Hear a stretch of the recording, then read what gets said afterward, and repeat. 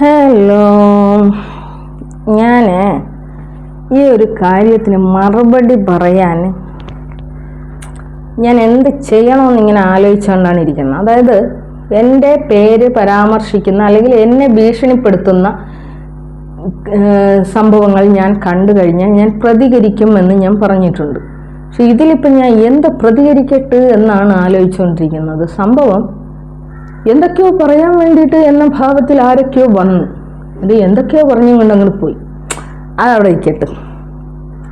ഒരു മദാമ വെല്ലുവിളിക്കുന്നുണ്ടായിരുന്നു, എൻ്റെ അവിഹിതം, ഞാൻ അവിഹിതക്കാരിയാണ് എന്ന് നീ പറയുന്നു, എൻ്റെ അവിഹിതം നീ തെളിയിക്കടി എന്ന് പറയുന്നുണ്ടായിരുന്നു.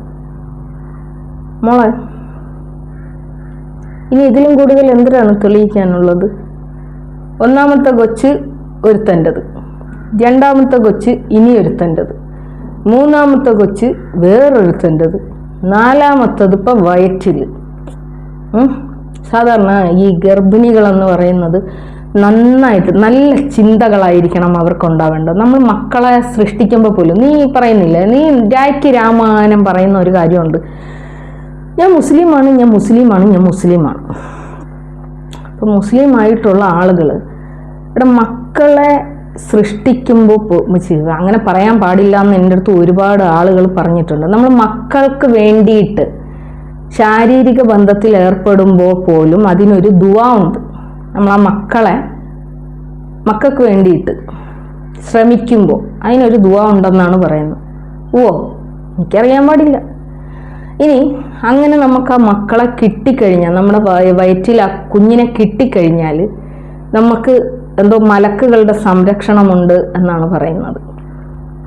ആ സമയത്ത് മക്കൾ വയറ്റിലായിരിക്കുന്ന സമയത്ത് നമ്മളെപ്പോഴും നല്ലത് ചിന്തിക്കണം. അത് സയൻറ്റിഫിക്കലിയും അങ്ങനെ തന്നെയാണ് കേട്ടോ. അതായത് മക്കൾ വയറ്റിലായി കഴിഞ്ഞാൽ നമ്മൾ നല്ലത് ചിന്തിക്കണം, നല്ലത് പ്രവർത്തിക്കണം എന്ന് പറയും. ഇതാ കൊച്ചു വയറ്റിലായ അന്ന് മുതൽ നിന്നെ അറക്കുവടി, നിന്നെ അരിയോടി, നീ കാണീരടി, നീ കൊണ്ടുപാടി, നീ ചെയ്യടി, നിന്നെ ഞങ്ങൾ അങ്ങനെ ആക്കോടി, നിന്നെ ഇങ്ങനെ ആക്കോടി എന്ന് പറഞ്ഞ് വെല്ലുവിളിച്ച് സത്യത്തിൽ ഒന്നും സംഭവിക്കാതിരിക്കട്ടെ, അത് പറയാനായിട്ടുള്ളൂ. 100 വട്ടം ശപിക്കുകയും ആ കൊച്ചിനെ വയറ്റിലിട്ടുകൊണ്ടല്ലേ നീ ശപിക്കുന്നത്. ഇനി രണ്ടാമത് ഒരു ചാംചാറുണ്ടായിരുന്നു. ഈ ചാംചാർ ഇവിടെ നിന്ന് പറഞ്ഞുകൊണ്ട് പോയത്, ഞാൻ അവിടെ ആലുവയിൽ പോയി കഴിഞ്ഞാൽ എന്നെ എല്ലാവരും വെഞ്ചാമരവും താലവറ്റവും ഒക്കെ ഇട്ടിട്ട് ആരാധിക്കും എന്ന്. ഞങ്ങളിവിടെ ആരും കണ്ടിട്ടില്ല. നിങ്ങൾ 100 വട്ടം ലൈവൊക്കെ ഇട്ട് കാണിച്ചിട്ടുണ്ടെങ്കിൽ ഞങ്ങളാരും കണ്ടിട്ടൊന്നുമില്ല. പിന്നെ പറഞ്ഞത്, നിന്റെ അവനെ ഞങ്ങൾ വലിച്ചെടുത്ത് പുറത്ത് കൊണ്ടുവരുവോടി, വീഡിയോയിൽ കൊണ്ടുവരുവോടി, നിന്നെ അവനെ അങ്ങനെ ആക്കോടി, അവനെ ഇങ്ങനെ ആക്കോടി. യഥാർത്ഥത്തിൽ നീ ഒന്നും ഇതുവരെ എൻ്റെ യഥാർത്ഥ മറ്റവനെ കണ്ടിട്ടുമില്ല. എടാ, അതവിടെ പോട്ട്. എൻ്റെ ഓടിഞ്ഞു കൊത്തിയിരിക്കുന്ന എൻ്റെ മനുഷ്യൻ്റെ മുന്നിൽ പോലും വന്ന് നിൽക്കാൻ നിനക്കൊക്കെ ധൈര്യം ഉണ്ടാ? എൻ്റെ ഭർത്താവിൻ്റെ, എൻ്റെ സ്വന്തം ഭർത്താവിൻ്റെ മുന്നിൽ വന്ന് നിൽക്കാൻ നിനക്ക് ധൈര്യം ഉണ്ടാ?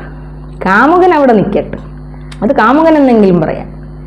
നീ എൻ്റെ, അതും വേറൊരു വിഷയം എന്തെന്നറിയാമോ, ഇതുവരെ എൻ്റെ യഥാർത്ഥ കാമുകനെ നീ കണ്ടുപിടിച്ചിട്ടുമില്ല. എടാ, എനിക്ക് ഇഷ്ടം പോലെ ഫ്രണ്ട്സ് ഉണ്ട്, അതുപോലെ ഇഷ്ടം പോലെ കാമുകന്മാരുണ്ട്. അതിൽ ഏതെങ്കിലും ഒരു കാമുകനെ നീ കണ്ടുപിടിയുടെ. ഇനി ഞാൻ ചിറയൻകീഴുകാരിയാണ്, കട്ടെ മന്ദബുദ്ധി. ഞാൻ ഭീമാപള്ളിയുടെ തൊട്ട് ബേക്കിലുള്ള സ്ഥലമാണ്, അതായത് വള്ളക്കടവാണ് എൻ്റെ ജന്മദേശം. വള്ളക്കടവ്. ഇതിലും കൂടുതൽ ഇനി ഞാൻ പറഞ്ഞു തരണമെങ്കിൽ അതും ഞാൻ പറഞ്ഞു തരും. നീ പോയി അന്വേഷിച്ചിരും. നീയല്ലേ പറഞ്ഞത് എൻ്റെ ബയോളജി, കെമിസ്ട്രി, ഫിസിക്സ്, പിന്നെ പൊളിറ്റിക്സ് ഒക്കെ കണ്ടുപിടിക്കുമെന്ന്. അതേ കണക്ക് നിന്റെ ആങ്ങൾ എന്തിനേടി അങ്ങനെ ആക്കിയത്? അത് ഞങ്ങൾ കണ്ടുപിടിച്ച എന്നിട്ട്. ഇനി ഇതെല്ലാം പോട്ട്, എടാ ഇതെങ്കിലും ഒന്ന് ചെയ്. നീ ആണാണോ എന്നൊന്നും ഞാൻ ചോദിക്കുന്നില്ല. കാരണം നിന്റെ കുഞ്ഞിനെ പ്രസവിച്ച സ്ത്രീ നിന്നെ ഉപേക്ഷിച്ചു പോയതാണ് എന്ന് നീ തന്നെ സമ്മതിച്ചു.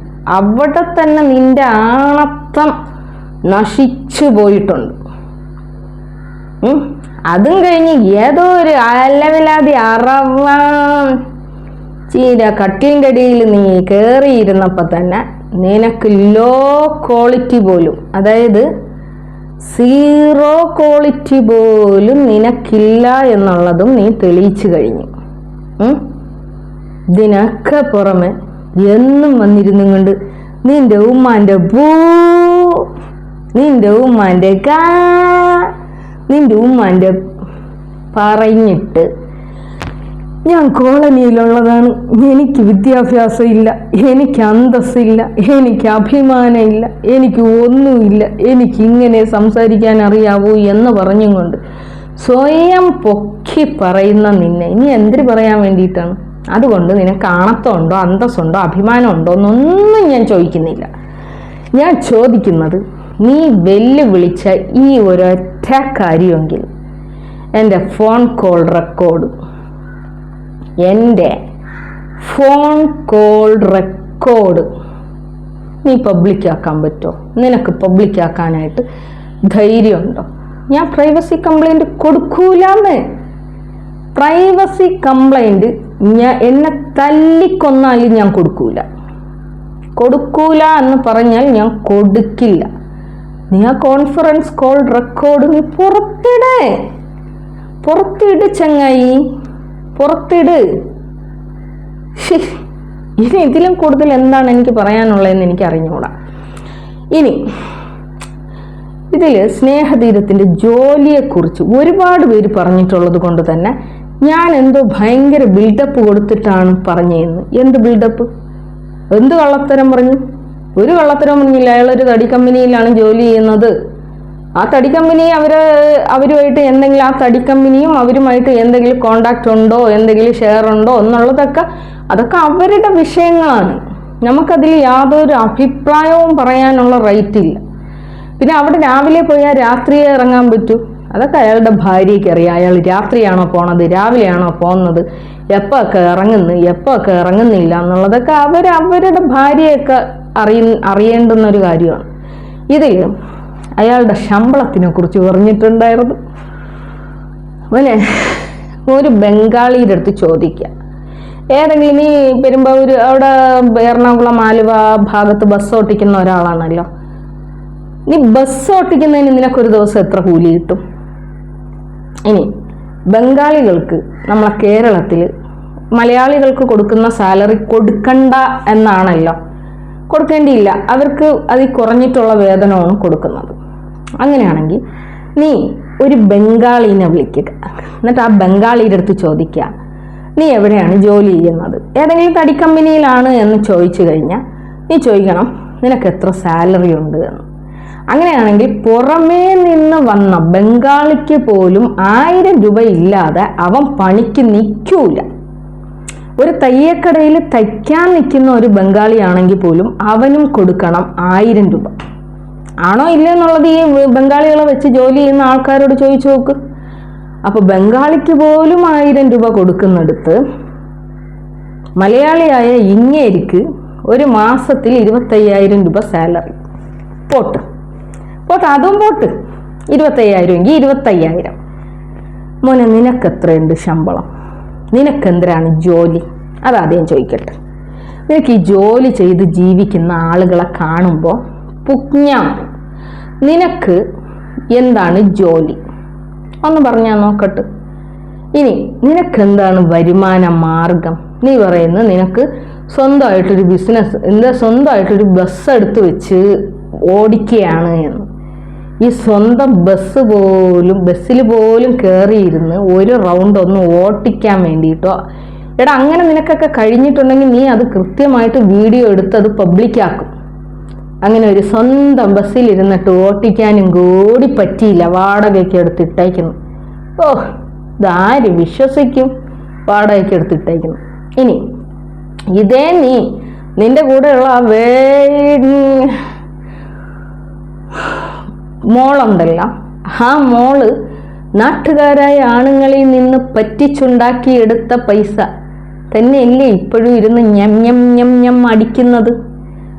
നീയാണ് അയാൾ പണിയെടുത്ത് തിന്നുന്നതിനെ കുറിച്ച് പറയുന്നത്.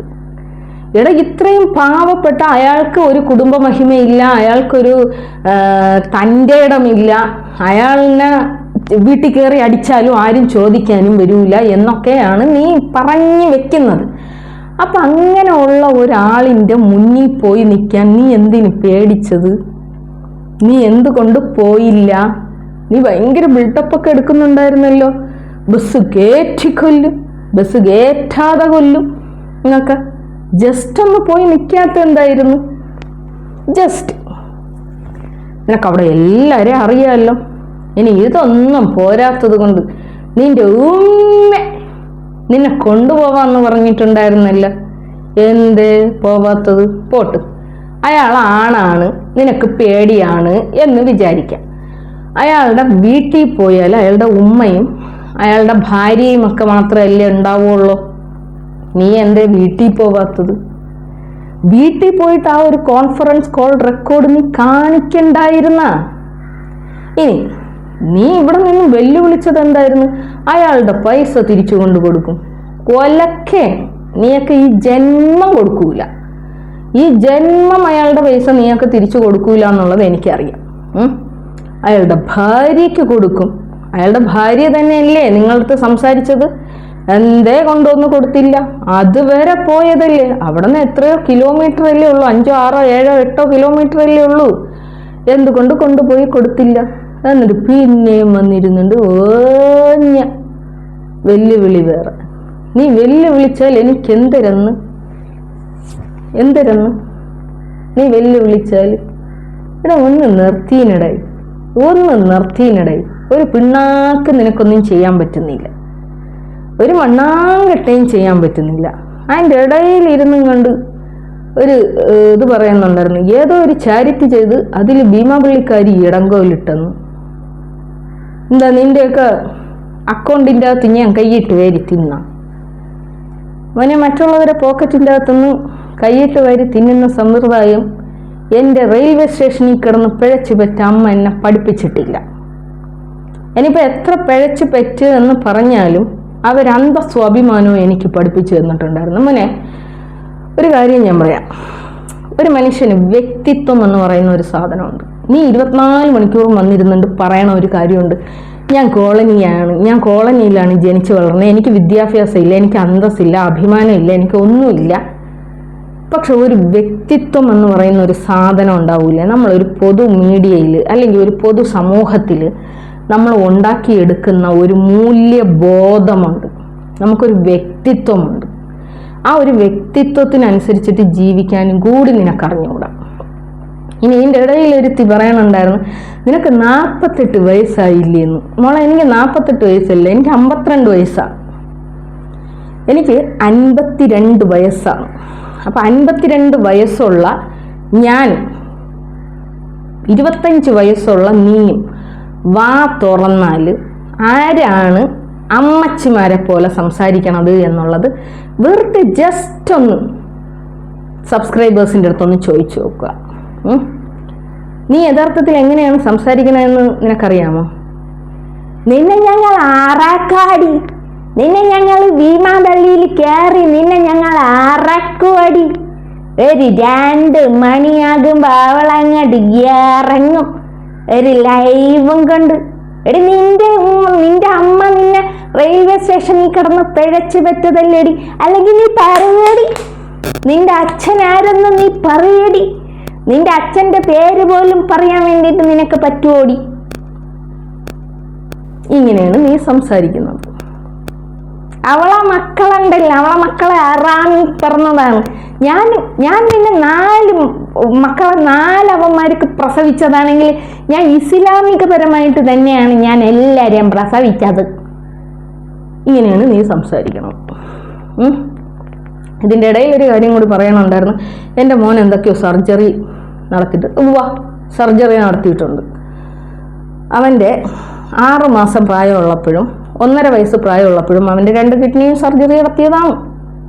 അതിനുശേഷം ഇന്ന് വരെയും ഒരൊറ്റ മരുന്നിൽ പോലും അല്ല അവൻ ജീവിക്കുന്നത്.